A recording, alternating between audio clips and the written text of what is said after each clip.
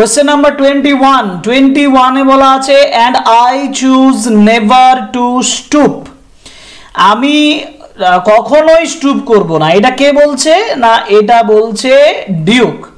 প্রশ্নটা হচ্ছে যে হু ইজ দ্য স্পিকার, তাহলে right answer is the speaker is the Duke of ফেরেরা। Second যে কোশ্চেনটা আছে যে why did he choose never to stoop, কেন সে পছন্দ করেছিল, ওয়াই ডিড হি চুজ, কেন সে পছন্দ করেছিল নেভার টু স্টুপ, কেন সে স্টুপ করবে না। এটার উত্তর লিখবো যে হি চোজ নেভার টু স্টুপ, তারপরের অংশটা না লিখলেও হবে, অর হাম্বেল হিমসেলফ এটা না লিখলেও হবে। আমি যদি এরকম লিখি he chose never to stoop by explaining to his duchess how she should behave, because এই যে এতটা আমি বললাম না যে by explaining to his duchess how she should behave, এইটা পর্যন্ত আমি এখানে বাদও দিতে পারি যদি আমি ছোট সংক্ষিপ্তভাবে লিখতে চাই। তাহলে হি chose never to stoop because he thought it beneath his dignity, dignity মানে হচ্ছে আত্মগৌরব, এটা তার আত্মগৌরবের নিচে ছিল বলে তিনি মনে করেন।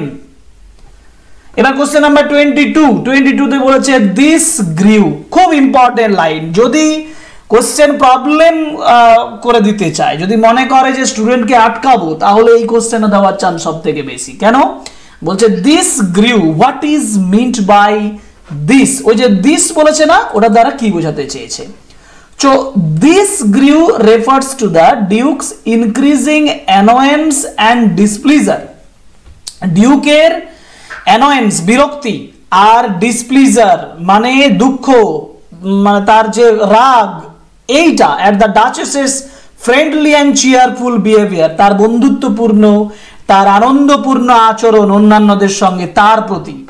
তাহলে ডিউকের annoyance and displeasure at the duchess's friendly and cheerful behaviour with others is referred to by this grew, this গ্রিউর মাধ্যমে সেটা বোঝানো হয়েছে। পরের কোশ্চেন 23 বলেছে this grew I gave commands and all smile stop together, what character of the duke is revealed here, ডিউকের কোন চরিত্রের বহিঃপ্রকাশ এখানে ঘটছে। Now this line reveals the Duke's cruel, proud and tyrannical nature. Cruel মানে নিষ্ঠুর, proud মানে গর্বিত, tyrannical মানে হচ্ছে স্বৈরাচারী, তার স্বৈরাচারী নেচার বা প্রকৃতির প্রকাশ পেয়েছে। এটা সাজেস্ট করে that he ordered his duchess's death, যে সে ডাচেসের ডেথটাকে অর্ডার দিয়েছিল out of jealousy and wounded pride, আহত গর্ব আর হিংসা, এটার থেকে সে ডাচেসের ডেথটাকে অর্ডার দিয়েছিল, এটা সাজেস্ট করে। এই দুটো সেন্টেন্স লিখলে তবে 2 নাম্বারের হবে। এটা হচ্ছে 24 বলছে is ample warrant, who is the person spoken to, এখানে কোন ব্যক্তির কথা বলা হয়েছে। The person spoken to is the count's emissary, emissary বলতে পারি, অথবা কাউন্টস এনভয়, অথবা কাউন্টস মেসেঞ্জার। তাহলে the person spoken to is count's emissary or count's, emissary কথাটা বাদ দিয়ে সার্ভেন্ট, এমিশারি কথাটা বাদ দিয়ে সার্ভেন্ট বা সার্ভেন্ট বাদ দিয়ে আমরা বলতে পারি counts Messenger or envoy. Now the ample warrant refers to the Duke's assurance, Duke's assurance of sufficient dowry মানে পণ or wealth that the count offers for the new marriage, যেটা count offer করে new marriage এর জন্য। That is question number 24. এবার আছে 25 এ বলেছে then all smile stop together, how did all smile stop, সমস্ত স্মাইল স্টপ হচ্ছে কিভাবে। উত্তর হবে যে the duchess's smile stopped because the duke gave commands that led to her death, মানে এক কথায় Duke commanded the death of the lady, it implies, এটা প্রমাণ করে that she was murdered on the duke's order out of jealousy and pride, out of jealousy, যেটা একটু আগে আমরা এই কোশ্চেনের লাইন পেয়েছি। অতএব এটা বুঝতে অতটা অসুবিধা হওয়ার কথা নয়। 26 এ কি বলছে, as I vowed at the starting, what did he vow?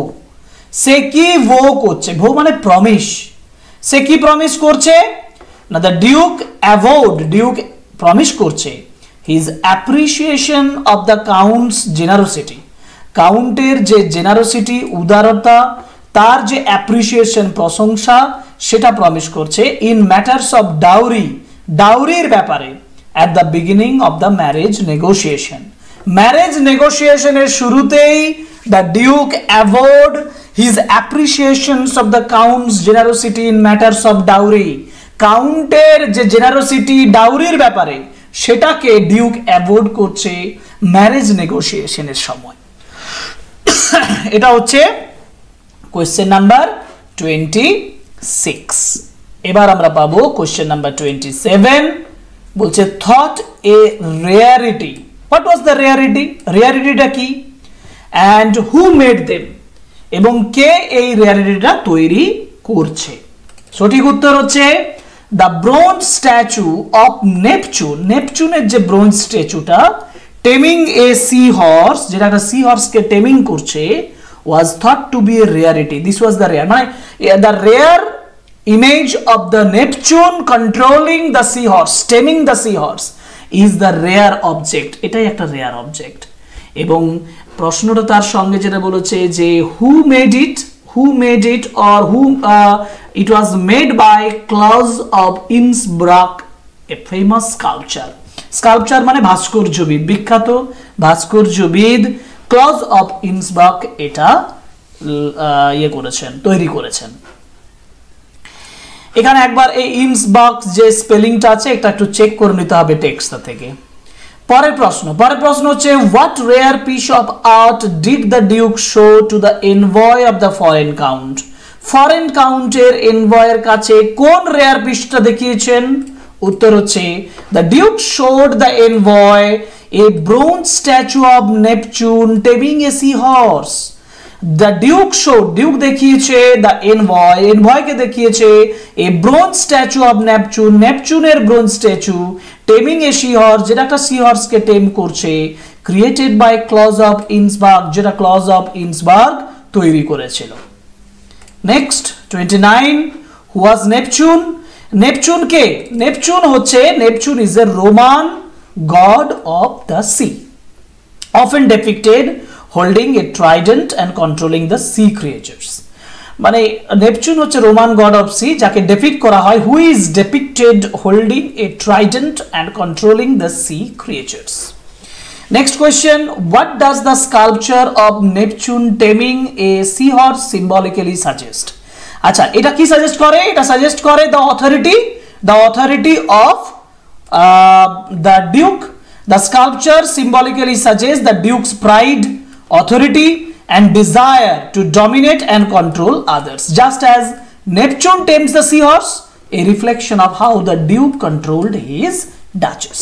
যেমন ভাবে ডিউক ডাচেসকে কন্ট্রোল করে, তেমনি নেপচুন সিহর্সটাকে কন্ট্রোল করছে। So this suggests Duke's pride, authority and desire to dominate and control others. তাহলে এটা হচ্ছে কোশ্চেন নাম্বার 30। এবার 31 এ কি বলছে? Who is Claus of Innsbruck? Claus of Innsbruck is a fictional sculpture. Claus of Innsbruck হচ্ছে একটি কাল্পনিক, যিনি ভাস্কর্যবিদ, মেনশন বাই ব্রাউনিং যেটা উল্লেখ করেছেন। He is said to have made the bronze statue of Neptune taming a sea horse for the duke. এটা খুব সোজা, ক্লজ অফ ইন্সবার্গের একটা ইন্ট্রোডাকশন এখানে চাইছি। 32 তে বলেছে how old was the title of duke? ডিউকের টাইটেলটা কত বছরের পুরনো ছিল? The duke's title was 900 years old and he proudly mentioned that it marks the ancient and noble lineage or heritage. His noble lineage has been described through this. Okay, next, what kind of person was the Duke? আমরা এটা বারবার করে বলেছি, the Duke was proud, Duke was arrogant, proud, jealous and cruel. He was possessive and egotistical, valuing power and reputation more than love and humanity. এটা একটু মুখস্থের আকারে করতে হবে, তাহলে খুব ভালোভাবে লেখা যাবে। 34 এ আছে how does Duke want to treat his wife, Duke কিভাবে তার স্ত্রীকে ট্রিট করেন। Now the Duke wants his wife to value his status, duke যাতে তার ওয়াইফকে চান তার স্ট্যাটাসটা যাতে ভ্যালু দেন, and obey him completely, সম্পূর্ণভাবে যাতে তাকে ওবে করেন, মান্য করেন। and he desires control, total control over our emotions, তার ইমোশনের উপরে টোটাল কন্ট্রোল তিনি চান, বিহেভিয়ারের উপরে টোটাল কন্ট্রোল চান, আচরণের উপরে টোটাল কন্ট্রোল চান, উইদাউট কোয়েশ্চেনিং হিজ অথরিটি, যিনি তার অথরিটির উপরে কোনো প্রশ্ন করবেন না। 35 এ বলেছে how did the duchess respond to the white mule in her afternoon ride, এটার উত্তর হবে যে the duchess expressed joy and delight at riding the white mule in the courtyard and a cheerful reaction was one of the things that made the Duke jealous, তার এই রিঅ্যাকশনটা যেটা এমন একটা জিনিস যেটা ডিউককে জেলাস করে থাকে। নাও 36 what type of lady was duchess, এটা খুব ইম্পর্টেন্ট, কারণ আমরা লং কোশ্চেনের ক্ষেত্রে দেখব যে লং কোশ্চেনও character of the duchess important আমাদের কাছে। তো আমি কি লিখব, আমি লিখব দ্য ডাচেস ওয়াজ, ডাচেস ছিল kind, gentle and cheerful and innocent, the duchess was kind, gentle, cheerful and innocent, মানে দয়ালু, ভদ্র, আনন্দপূর্ণ এবং নিষ্পাপ ছিল। She found joy in simple things and treated everyone with equal courtesy and gratitude, সবাইকে তিনি equal কার্টসি এবং গ্র্যাটিটিউড দিয়ে ট্রিট করে থাকেন।